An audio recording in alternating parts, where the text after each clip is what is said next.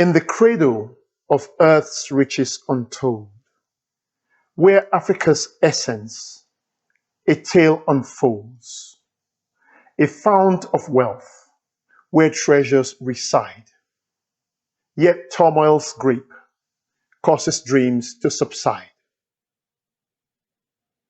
For in its heart, a delicate dance, where politics, society, and fate entrance, an unstable embrace, both bitter and true.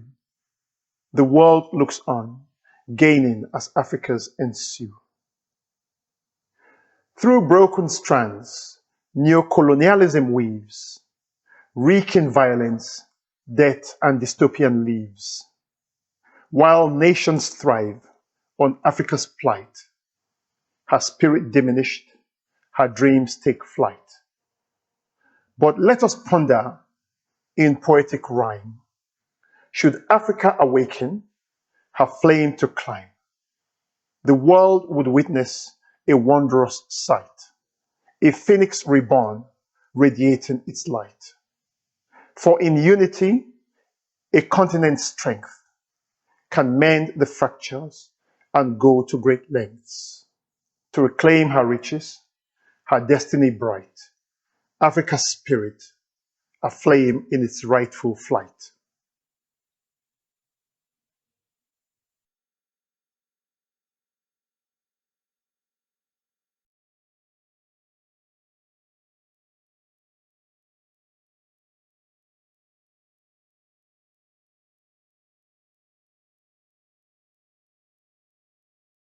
I sold my soul to the industry that funded slavery and benefited the most from colonialism. The factors that are of importance to me today. Hey, so give me some, give me some, give me some, give me some, give me some, give me some, give me some, give me some, give me some, give me some, give me some, give me some, give me some. Give me some hope that there is a way to stop this awful greed, the greed that brings the world to its knees within every 3 to 5 year cycles. There is the boom and bust, there is the overcharging, there is the bondage of bonds, which is down the road from what I do. But I tell you, it's very dirty and messy. But we continue to justify our individual needs for a living. However I look at it, I remember all the losses, both to me and to others I don't know, and the misery that has been caused to humanity, both in the selling of human beings for the purpose of making profit and developing the Western economies. Give me some, give me some, give me some, give me some, give me some, give me some, give me some, give me some, give me some, give me some, give me some. Give me some, give me some, give me some, Mikey.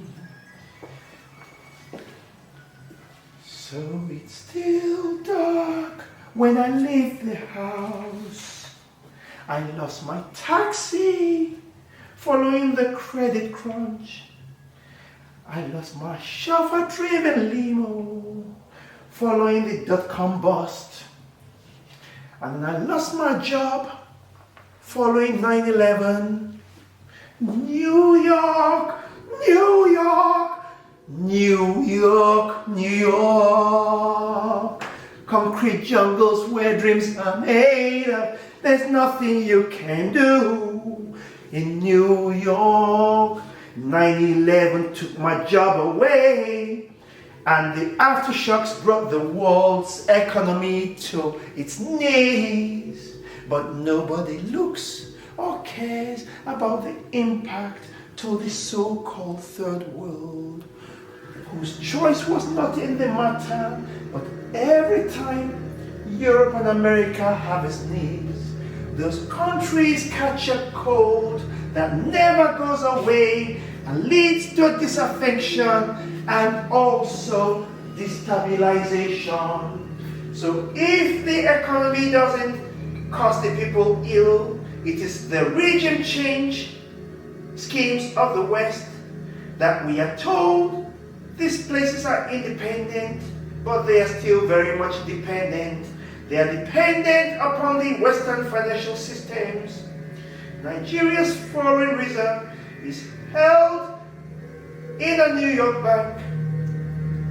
Ghana's foreign reserve is held in a British bank.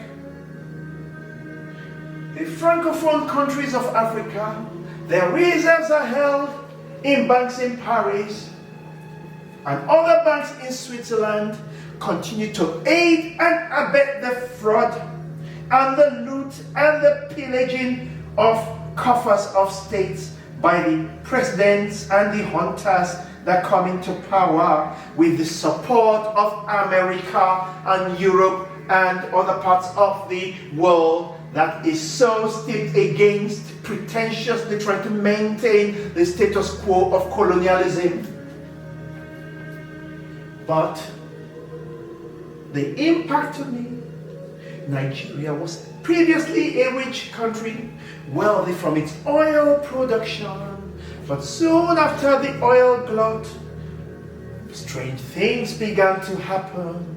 Nigeria took an IMF loan, and the IMF told it to cancel all social and poverty alleviation programs. And the country went ahead to do that as prerequisites for all these loans, bringing about intense hardship and suffering that also brought the people back to Europe in boats. And they came to the shores of Dover, but they were all scooped up into crates. And then they were shipped back to Rwanda, there to make the journey back to Europe by walking across the Sahara. I continue to paint in my essential commodities, and these are the goods. I took a job in the city of London to work in the banking industry, not knowing.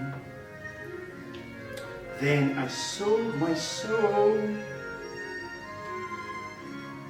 and put my art practice on hold, but never forgetting every day that what I wanted the most was to work in my art. And nowadays,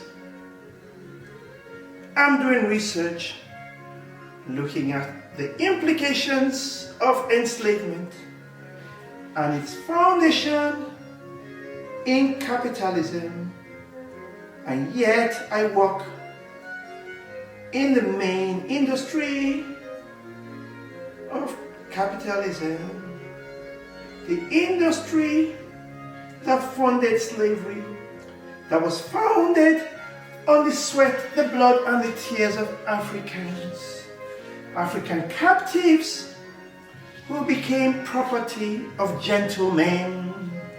And yet we know a gentleman has to observe good manners only for those of his class, and those below are only for the using. And so the gentlemen bankers of the world, the gentlemen bankers of London, the gentlemen bankers of the Americas, used to their pleasure the rest of the world who they deemed were not in their class. They treated them most inhumanly, bought and sold and whipped them to extract the labor as cruelly as possible. And yet I find myself 100 years later, working in the same industry that still rips off everyone. One company in Switzerland owns all the mineral resources of East Africa, and the company I speak of is Glencore. And you look on the global equity index only to find that the top investors in every listed company includes BlackRock, includes Norges Bank, in everything.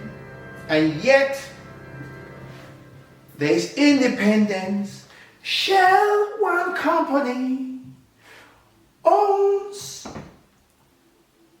60% of Nigeria's oil revenues. BP and Total Elf own the rest of it. This situation that comes about, that is brought about, creates a dependency syndrome, which Immanuel Wasserstein articulates in his theory, in his world systems theory.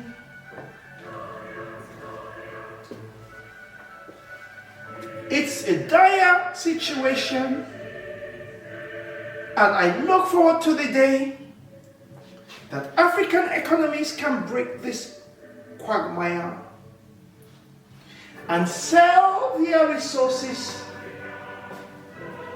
in their local currencies, and the factors of demand and supply will transform their economies in one day. But the present structure is a continuation of dependency imposed by the banking industry in which I work. Hallelujah.